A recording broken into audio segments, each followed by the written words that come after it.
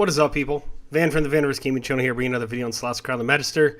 Today's video, we're going to cover the 7th level spells that are available in Solasta Crown the Magister that came out with the Palace of Ice DLC.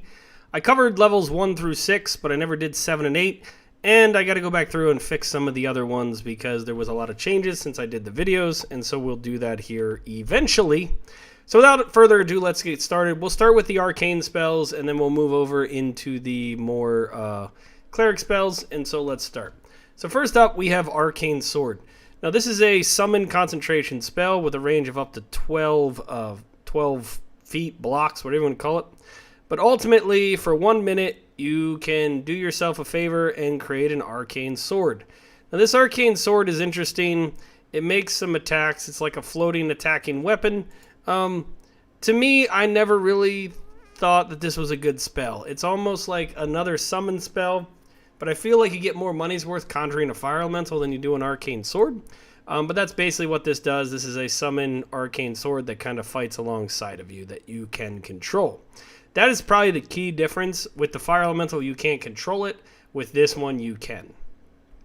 Next, we have Delayed Blast Fireball. And so this basically puts a fireball that would be 12d6 fire damage in a sphere.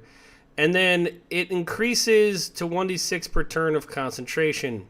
Now, it says entering its space, stopping concentration will either willingly or accidentally or reaching the duration limit will also trigger the fireball. So basically, if you can imagine, you put a ring on the ground that is kind of waiting there, and then you choose to detonate the fireball.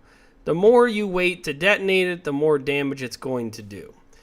This is pretty much a better fireball spell, right? But just keep in mind you get to cast one level 7 spell between long rests, so is this really what you're going to want to use your 7th level spell on?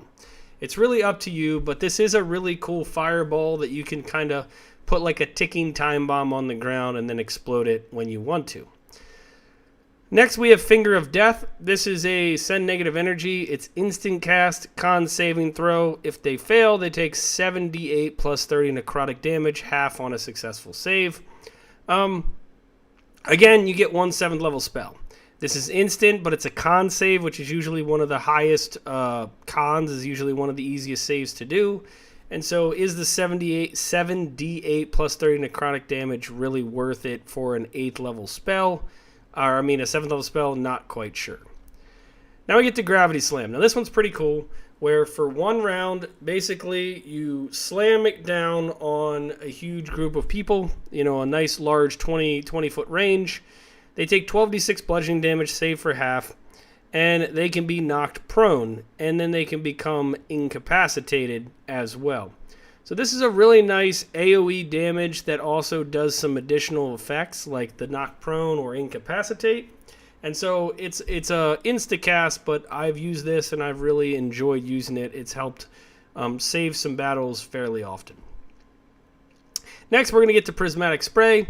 This is just like a super powered version of some of the other prismatic, what is the other one? I forget. Anyways, each creature within the cone effect is randomly affected by one of 2 rolls, a d8 on a d8 raise with followed effects. It's instant, it's a dex saving throw, and it's picked at random on which damage type, or if it inflicts paralyze, or if it inflicts blinded.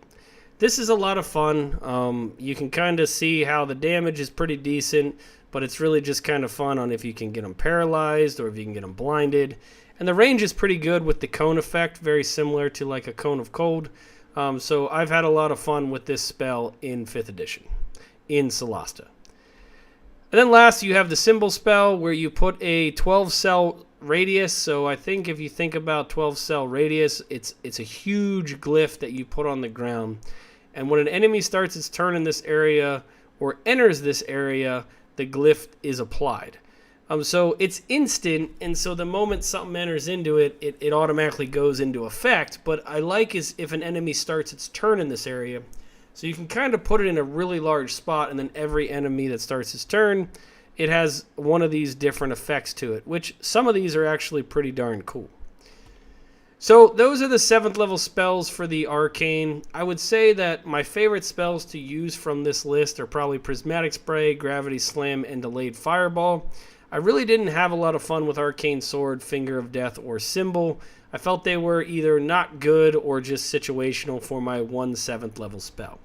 So now let's get into the Cleric spells and kind of talk through the other 7th level spells available in Solasta. Okay, so let's talk about the Divine version. First up, we have Conjure Celestial. This is a great conjuration spell.